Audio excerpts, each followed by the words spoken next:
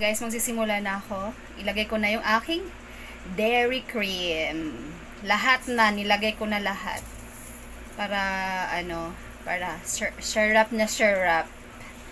Yan, tutunawin muna natin. Mahinang-mahina lang po yung apoy guys ha, para po hindi, masunog. Kasi syempre pag sobrang lakas, nasusunog po siya. And then, habang hinihintay natin na mag-ano siya, maya konti, isunod na natin ang ating bawang alert. So ayan na guys, nagme-melt na po yung butter natin. So isunod na natin ang ating bawang. Yan. Yehey! Tapos sote-sote. Yan o, napakasarap naman. Creamy siya. Ayan. Tayin muna natin. Next, pagka medyo mag-brown-brown na ng konti yung bawang natin, is, isunod na natin yung ating sibuyas. Tapos luya. Okay, check natin yung bawang. Check natin yung bawang. Ayan, medyo nag-brown na po talaga siya. Ayan. So, ilagay na po natin ang ating sibuyas. At saka isunod na natin din ang ating luya. Okay, sibuyas. Tcharan! Ayan. Ayan, tapos sunod natin ang ating luya. Sarap talaga, naamoy ko talaga siya. Napakasarap, napakabango. Papalunok na ako eh. Wow. Napakasarap. Super. Ayan na. Tapos, isunod na natin ang ating mahiwagang hipon. Hipon alert! Ayan na. Yan ang hipon. Yehey! Tingnan mo yung hipon guys. Parang nag-orange na siya. Kasi binabad ko sa diba? Binabad ko siya sa sa Sprite.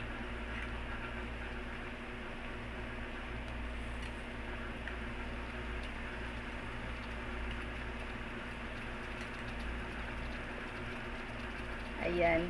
Sandali lang po guys ha. Kasi mahirap po yung maghawak ng cellphone ay habang nagbibideo abay pinasok ang mundo ng YT. Kailangan pagtiyagaan. Habang nagbibideo, nagluluto, pak na pak. Okay, sote-sote muna. Sote-sote muna para hindi masunog po ang ating mga condiments. Ayan. Okay.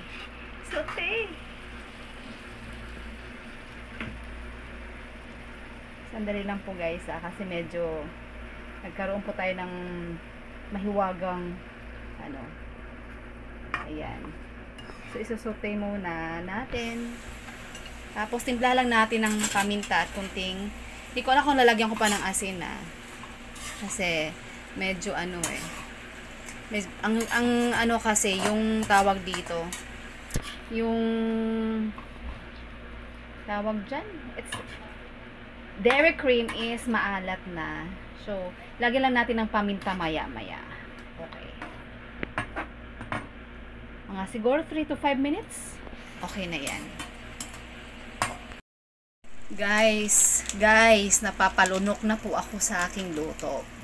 Ang nilagay ko lang po dyan is buttered lang talaga. A dairy cream. Ayun, so ang gagawin ko ngayon, lagyan ko siya ng paminta. Okay? Paminta lang. Pasensya na po at medyo hirapan po tayo. Okay? Enough na po yan.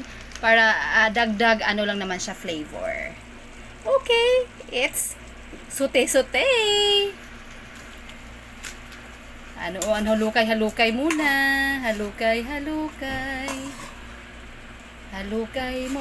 Halukay mo. Kasarap. Uy. Perfect talaga ang aking lunch today. So, wala na po, hindi na po uso talaga ang diet at hindi uso na po ang exercise. Ang uso na po sa akin ngayon is kain na talaga. Ayan o, yung ang daming sarap naman dito. Oh. Ayan. So, ready, tikiman time. Tikman natin.